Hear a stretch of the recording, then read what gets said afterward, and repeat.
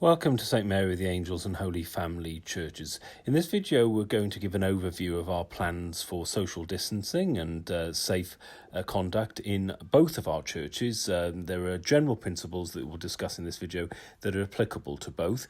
First, we're going to deal with St Mary of the Angels. Its capacity is between 50 or 89 individuals, depending on how extended households come together and use that optimal space. You notice coming into the church, there are a number of notices on the door and around the foyer, explaining the various conditions and the safety notices, really, that if anybody does have COVID symptoms or is at risk, they shouldn't be putting themselves at risk and other people at risk by coming into the church.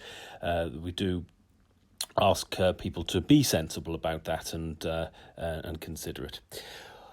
In addition, you will see in the narthex, properly called, there are various dispensers for hand gel and for dispensing cleaning materials, which are mainly for the steward's use, for making sure the benches are cleaned afterwards.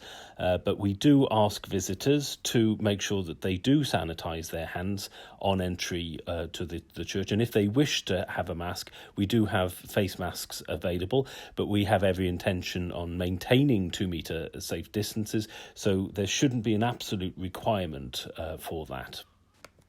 You will also notice the one-way stickers to demonstrate that we do, of course, have a one-way system throughout the church.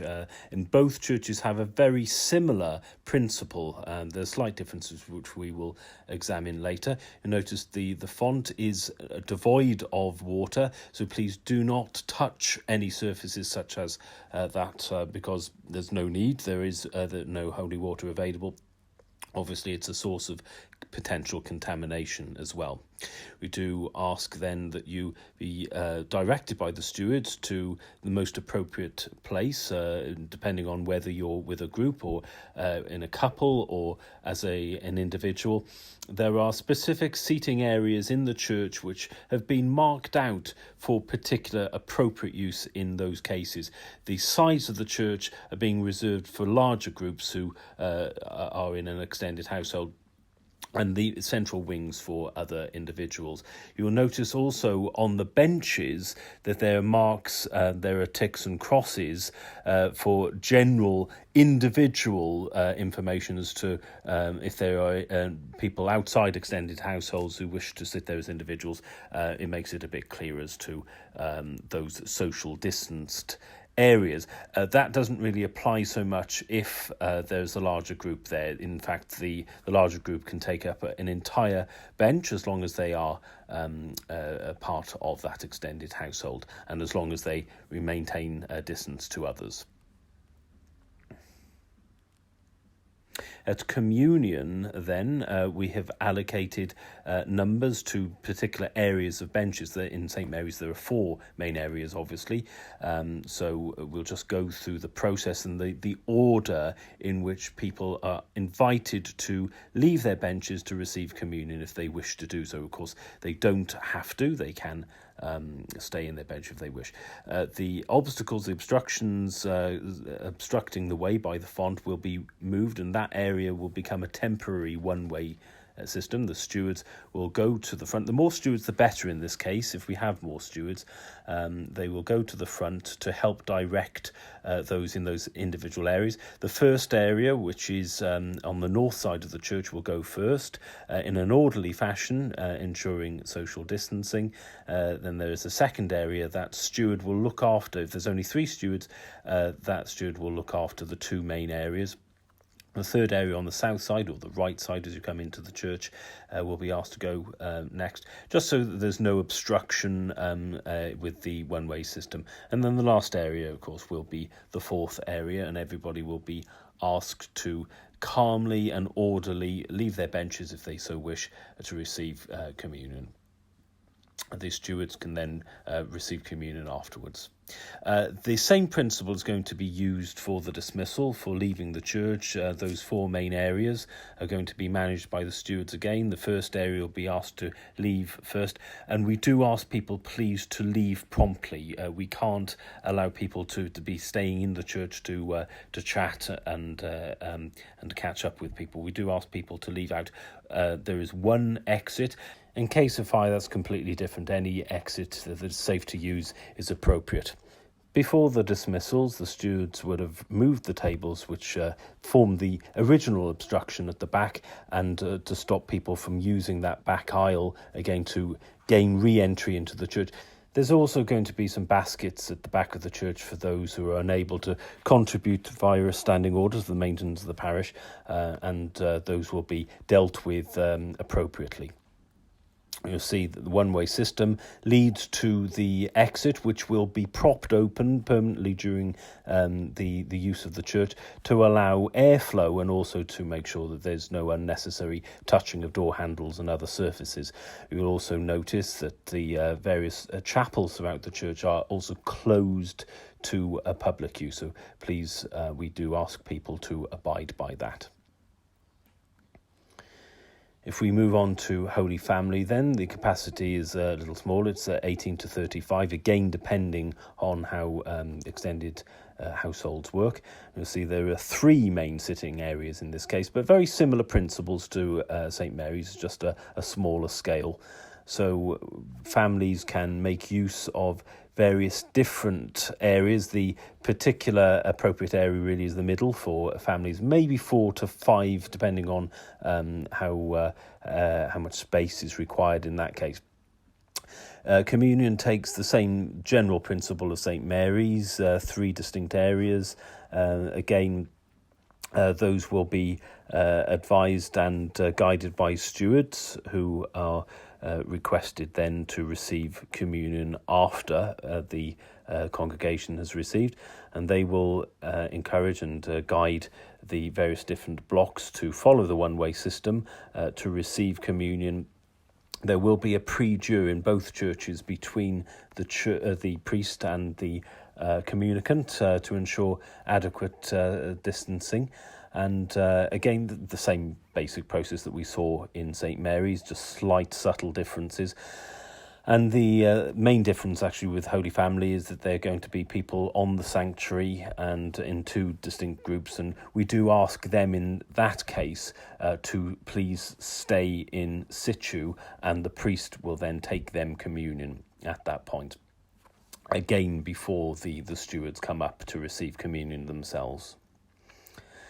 The dismissal, very similar principles again to St Mary the Angels, 3 distinct areas, and we do ask, it's the same order and the same basic common sense principles as well, maintaining the one-way system. So area 1, area 2, which is on the right-hand side as you come into the church, and then the last area is the third area, and again, maintaining that one-way system, even though there's not many other people left in the church. It just, and sources of contamination, it just helps us to control those sort of variables. And those on the sanctuary, we do please ask them to stay right to the end until there's nobody else left in the church.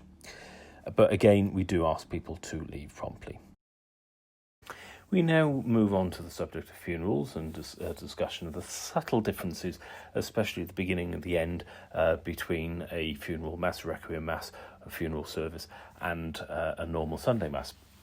The capacity of the church at St Mary's should be possible to use the extent of the church. There will be slight differences with the extended households and who is likely to be able to sit together, which would be different from a normal Sunday mass.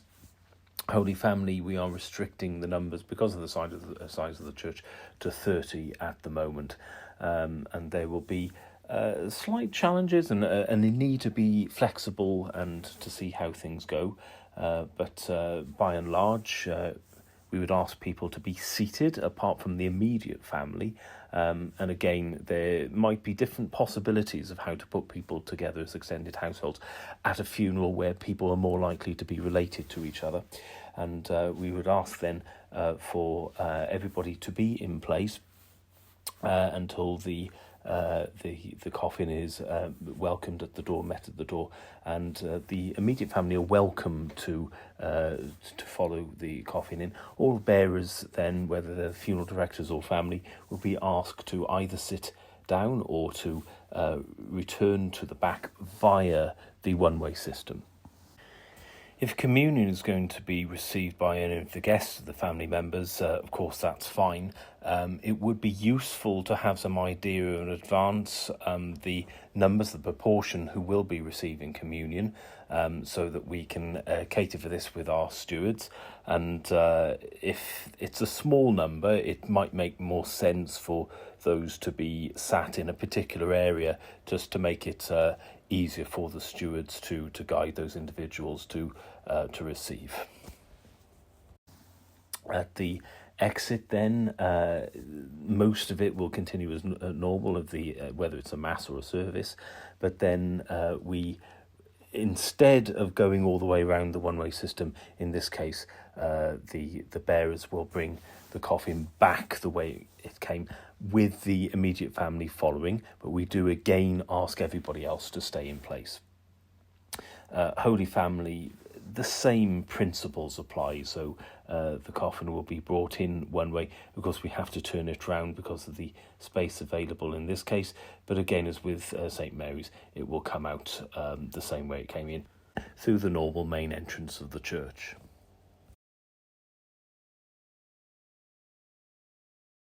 We're going to be introducing our new fogging machine, our sterilising device, which we've just had delivered. All very exciting. It should take a lot of the effort out of the work of disinfecting, particularly a church of this size. So just some basic principles. It's quite simple to use. We'll save an awful lot of time, hopefully. The machine itself, it's just a reservoir, as you can see there, and a fan, and just shoots a spray of whatever disinfectant you want to use. We're going to use a particular disinfectant that we've been using for a while. It comes with this adapter plug, which is a current surge protector, which is, well, it does say in the instructions this always must be used. So actually there's enough power points around the church to make this work without needing an extension cable, but if needs be, we can be adaptable. So we've got that pretty simple as it is. The only other thing therefore to mention is the actual device here. The reset button on here needs to be pressed each time it's plugged in. So if you unplug it and plug it into something else, it won't work unless you press that reset button first. Pretty self-explanatory apart from that, I think. For the purposes of this demonstration, I'm using a bleach product which came with it as a demonstration, but the norm will be this all clear, 1chem all clear, which is the same as what we've been already using, just applying by hand. So to begin with, we'll plug that in a minute and we'll do a demonstration. You've got the refiller cap there, simple stuff. So fill it up as much as you need. It's not too heavy, so it's pretty practical. The filler cap must be fully tight, airtight, otherwise it'll be drawing air in. Make sure this little valve here, if you turn it clockwise, it closes, so it must be at least 3 full turns open to allow it to flow through this pipe. And there's the on switch. It's as I say, it's pretty self-explanatory, and at the end when we finished it, it's not good for the internal piping to be exposed to the chemicals and what have you, so we do suggest that this is emptied out back into the container and flushed out with water. So we put a little bit of water in and just flush it out afterwards, but I'll demonstrate it in action in a moment.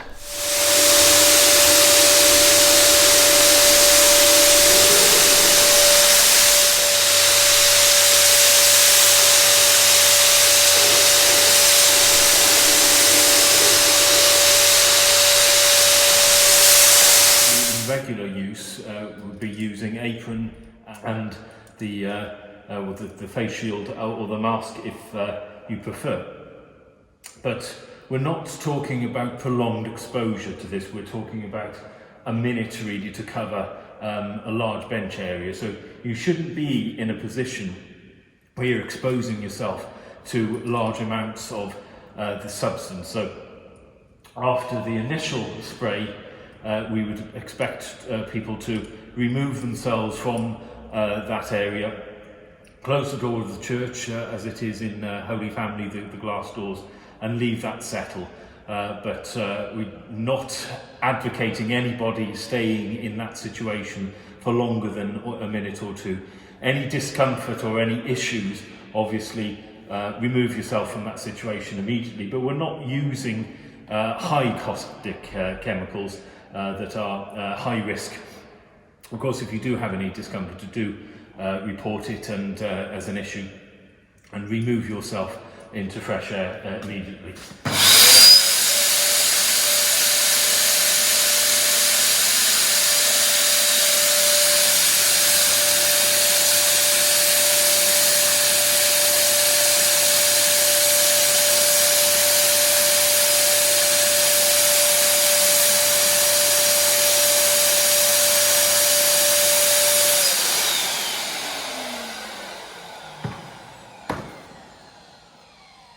What is noticeable with this machine when the reservoir is not full is that depending on how you angle it, there can be intermittent flow. So if you do try to make sure that that is as full as you need it, and so that should mitigate that issue really.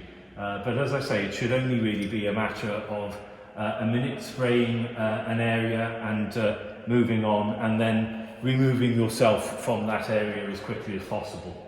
As you can see, the machine itself is quite effective. It throws a good arc of spray, so although some movement around the church will be necessary, just a light dusting of the benches should be sufficient. It'll spread quite evenly and disinfect the surface very quickly.